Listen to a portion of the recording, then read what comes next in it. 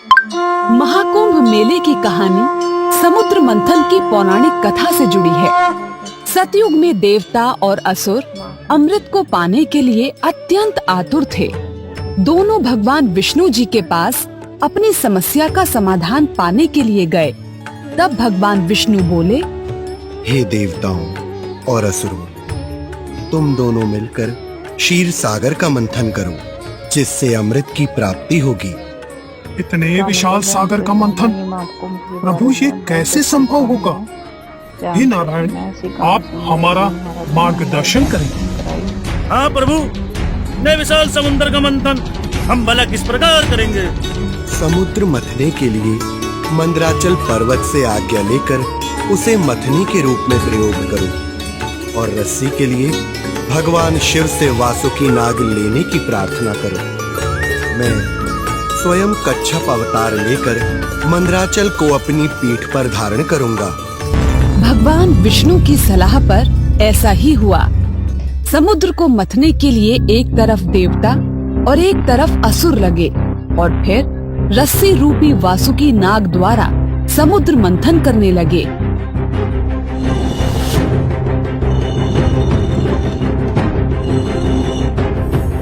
और सबसे पहले निकला कालकूट विष। ये क्या है? इस पदार्थ से तो हमारी आंखें जल रही हैं। हाँ सुरेंद्र, और दुर्गंध भी आ रही है। सांस लेने में भी कठिनाई हो रही है। अरे ये तो विष है, वो भी कालकूट विष। इसे तो छूकर जाने वाली वायु भी विषैली हो जाती है। क्या विष? ये कैसे संभव है? अमृत के स्थान पर विष? पर नारायण ने तो बोला था अमृत निकलेगा। कहीं हमारे साथ छल करने की तुम देवताओं की कोई नई योजना तो नहीं? हम क्यों छल करेंगे? भगवान विष्णु ने बोला है तो अमृत जरूर निकलेगा। तुम लोग थोड़ा धैर्य से काम लो। इसी बीच भगवान शिव वहाँ प्रकट हुए और हलाहल विष का पान कर अपने कंठ में धारण कर लिया। तब सभी देवताओं और असुरों ने उनकी जय जयकार की। समुद्र मंथन फिर से प्रारंभ हुआ और वस्तुएं समुद्र के गर्भ से निकलती रहीं, जैसे कामधेनु गाय, कल्प वृक्ष, कौस्तुभ मणि, और उसके बाद धन की देवी लक्ष्मी प्रकट हुई, जो भगवान विष्णु से विवाह कर उनकी अर्धांगिनी बनी। अब बारी थी अमृत कलश की। जैसे ही अमृत कलश निकला, पूरा वातावरण ही बदल गया। देखो, हर तरफ सुंदर फूल खिल रहे हैं, मानो प्रकृति ने श्रृंगार किया हो। हाँ देव, शीतल वायु से अनुभव हो रहा है कि कामदेव और उनकी पत्नी रति के अंश भंवरा तितली हर ओर नई रंगत भर रहे हैं। ये अवश्य ही किसी शुभ समाचार की सूचना है। शुभ समाचार? कैसा शुभ समाचार? कोई हमें भी बताएगा कि अचानक इतना परिवर्तन क्यों होने लगा है? तुम असुरों को सिर्फ आरोप लगाना आता है। इतने मनमोहक वातावरण में भी व्यर्थ का वार्तालाप कर रहे हो। अरे असुरराज, विवाद छोड़िए और वो देखिए, समुद्र में से कोई दिव्य रत्न निकला है। हाँ, कुछ है वहाँ। ये तो कई मणियों से जड़ा हुआ स्वर्ण पात्र जान पड़ता है।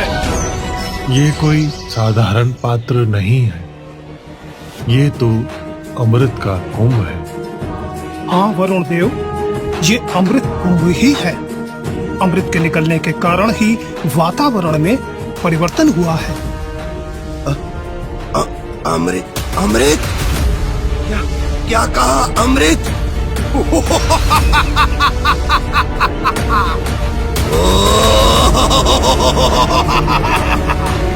महाराज बलि की जय हो। देखो असुरराज, आखिर वो समय आ ही गया जिसकी हम वर्षों से प्रतीक्षा कर रहे थे। अब हम असुर अमर होंगे। अमृत, अमृत, अमृत हमारा है।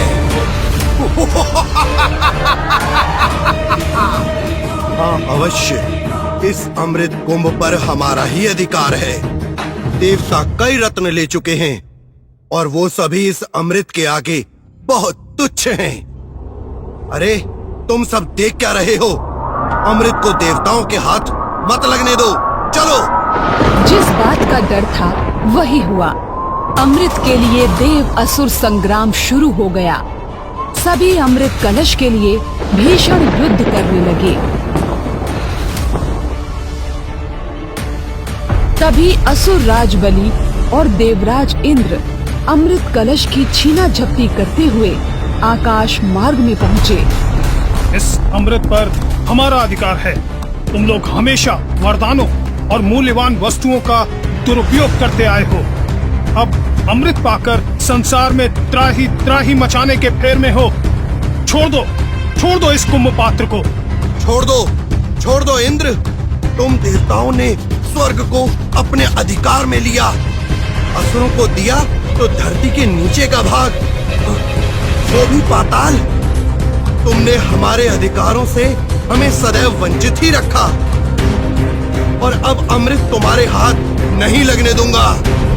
आकाश मार्ग में विवाद होता रहा और दोनों छीना झपटी करते हुए प्रयागराज आ पहुँचे। इसी स्थान पर सबसे पहले छीना झपटी के कारण कुंभ पात्र से अमृत की बूंदें त्रिवेणी संगम में गिरी। फिर दोनों यूं ही झगड़ते हुए देवभूमि उत्तराखंड हरिद्वार में पहुँचे। वहाँ हर की पौड़ी पर गंगा नदी में अमृत की बूंदें गिरी। ठीक इसी प्रकार उज्जैन में क्षिप्रा नदी में अमृत गिरा और अंत में नासिक में गोदावरी नदी में अमृत की बूंदें कुंभ पात्र से छलकी। तभी इंद्र ने बलि से कहा, मैं कहता हूँ मान जाओ बलि। अगर तुमने अपना हठ नहीं छोड़ा तो सारा अमृत धरती पर ही गिर जाएगा। नहीं देवराज, इतने दिनों की प्रतीक्षा को मैं अब व्यर्थ नहीं जाने दूंगा। अगर ये अमृत हमें नहीं मिला तो तुम देवताओं को भी नहीं मिलेगा। कथा है कि अंत में भगवान विष्णु ने अमृत की रक्षा के लिए मोहिनी अवतार लेकर असुरों को अपनी ओर आकर्षित कर लिया और अमृत को देवताओं में बांट दिया। लेकिन अमृत कलश पर अधिकार के लिए देवता और दानवों में 12 दिन तक युद्ध चला था। देवताओं के 12 दिन मनुष्यों के 12 साल के बराबर होते हैं। इसीलिए पूर्ण कुंभ 12 वर्षों के बाद ही आता है। जिन स्थानों पर अमृत की बूंदें गिरी थीं, वहीं कुंभ मेला लगता है। जिस साल जिस राशि में सूर्य, चंद्रमा और बृहस्पति का संयोग होता है, उसी साल और उसी राशि के योग में कुंभ मेले का आयोजन होता है और स्नान करने से मनुष्य के जन्म जन्मांतर के पाप संताप धुल जाते हैं और मोक्ष का द्वार मिलता है। इस प्रकार की रोचक कहानियों को सुनने के लिए हमारे इस चैनल को लाइक, शेयर और सब्सक्राइब करें और हाँ, बेल आइकन जरूर दबाएं ताकि रोचक कहानियों का नोटिफिकेशन सबसे पहले आप तक पहुँचे। नमस्कार।